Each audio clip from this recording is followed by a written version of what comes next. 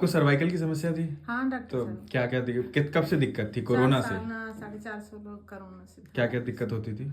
यहाँ सिर में, गर्दन में, पूरे हाथ में डॉक्टर साहब, पैर में बहुत परेशान थे डॉक्टर साहब। बहुत दर्द होता था? बहुत दर्द होता था डॉक्टर साहब। और क्या क्या दिक्कत होती और थी? डॉक्टर साहब पैर में कुल झुंझुनाहट थी। आपके बेटे का और आपके? हाँ, हमारे पति का, हमारे बेटे को, सब आपका भी तीनों लोगों का इलाज यहीं से हो रहा है? तीनों लोग। अब आपने भी 2 बार इलाज हुआ, आपका हाँ। संतुष्ट है आप इलाज से? बिल्कुल डॉक्टर साहब, आराम है? बहुत आराम मिला बहुत डॉक्टर आराम साहब। है? हाँ, पहले दिन से आराम मिला था डॉक्टर साहब। चलिए, थैंक यू। क्या बोलना चाहेंगी? ठीक है, और लोग इलाज कराना चाहिए? हाँ डॉक्टर साहब बहुत। चलिए ठीक।